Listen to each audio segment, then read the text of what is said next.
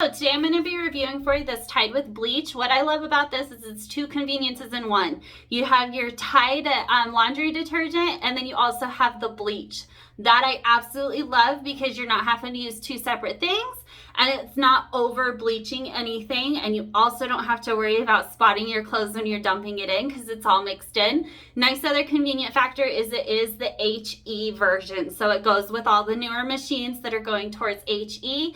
And it comes in this nice little convenient size, good carrying handle. This particular one is the 92 ounces, so you do get quite a few washes out of it. The other nice thing is it does keep your whites white.